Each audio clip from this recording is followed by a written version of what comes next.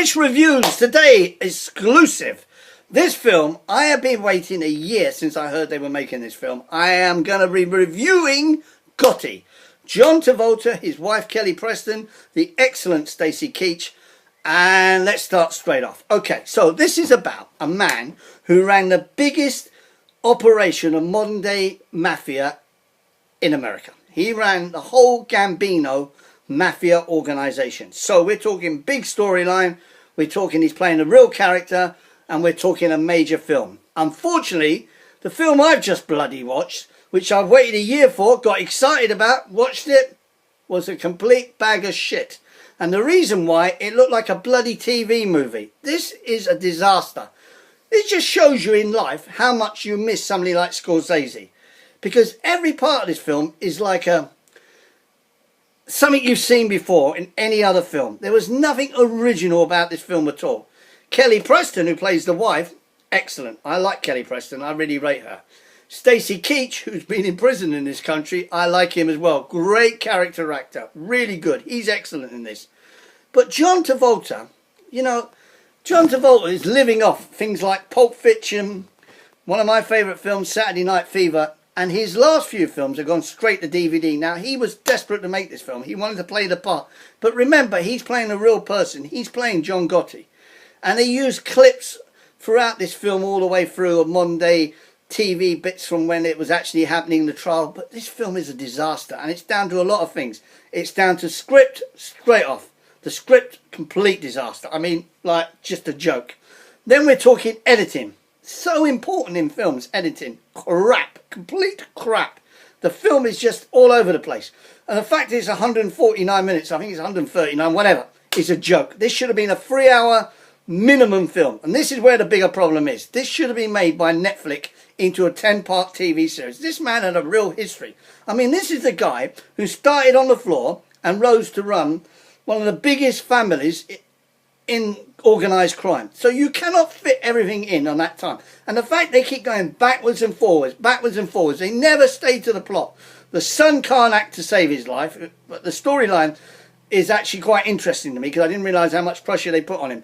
But listen, I'm not jumping on the bandwagon here. I'm not going to just jump in because the Americans have slaughtered this film. You're not going to see it till around August. I'm not jumping in like that. I'm jumping in to tell you, do not waste your hard-earned money on this film. Don't download it. Don't just wait for it to come on Sky or what have you. Because this really is a sad indictment of a film. Because I wanted this to be an excellent film. I wanted to sit here and say to you, I've just watched the film of the year. I've been waiting a year. Thank God it's turned out to be the film of the year. I can't say that because it definitely isn't. There's no awards going to be thrown at this film other than raspberries. It really is a terrible film. And it's a real shame. I'm going to give it 3 out of 10.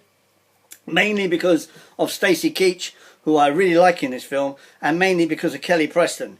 The relationship with the kids and that, and the father, obviously played by John Travolta, is interesting. But to be honest, really is, I'm really angry with this film. The soundtrack is terrible. You know, you look at films that have gone and come and gone, you know, things like The Goodfellas, Casino, you know, they have great soundtracks, great editing. This has nothing on that par. This is when you really miss somebody who can direct. This is why Scorsese is so important to American cinema history. It really is. And I'm so angry about this film. I wanted to say to you everything positive, and I've got to go negative. So, let's move on. Let's don't keep talking about Gotti. You want to go and see it? Make your own choice. 3 out of 10. Right, so, I want to start something new. Because, you know, I'm passionate about films. And there's some films over the years you might have missed for some reason. Why, I don't know. Now, I have a top 100. And I'm going to put the first one, not number 1, but it's in my top 50 anyway. This one.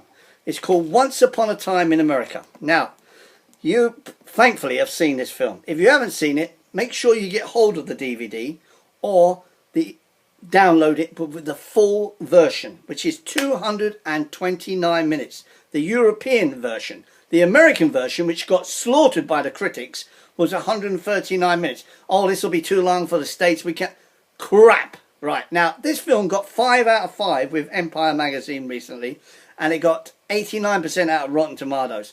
It is a modern day absolute classic made in 1984, starring Mr. De Niro. Hey, where's De Niro? We're talking James Wood, one of my favourite actors. We're talking Joe Pesci. We're talking Treat Williams, and an early performance from Elizabeth McGovern. Who is Elizabeth McGovern, Gary? She is the lady of the house in Downton Abbey. But this film is an absolute masterclass, and it's everything that Gotti isn't. It starts off with the kids and the gang that stick together through the streets of New York. Then it moves up how they become part of the mafia and how they become the main figures of the crime in America. It is just an absolute dream of a movie. It's a 10 out of 10 for me, mainly because of the music by Marconi. The director, Sergio Leone, who was known for his westerns, passed away 5 years after it was recognised as one of the greatest modern day classics. It is just an absolute dream of a movie. If you've never seen it, please download it, get hold of it, buy it, whatever you've got to do, steal it, break your arm for it. It is an absolute classic. It's called Once Upon a Time in America. I know most of you have seen it, but what I would like you to do is leave a comment about if you like that film or a film that you particularly like, and I'll discuss it on my next blog. Because that's the sort of thing I want to do. You know, we communicate, we talk about stuff that we like, and why cinema is so great. So, let's go back to Gotti. What can I say? I'm so disappointed. 3 out of 10.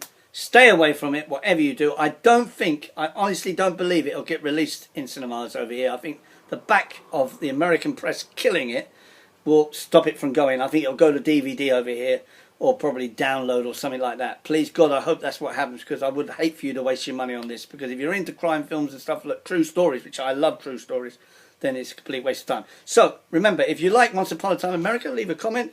More importantly, if you have something you want me to say about something, a film that you like, I will comment. Make sure you like the stuff what I'm doing. Just press the like button. I appreciate that. And enjoy your day. I might be with you at the weekend. You never know. There might be a film come along that I might go, hey! But unfortunately, there's no hey! At the moment, it's just boo. So, have a good day.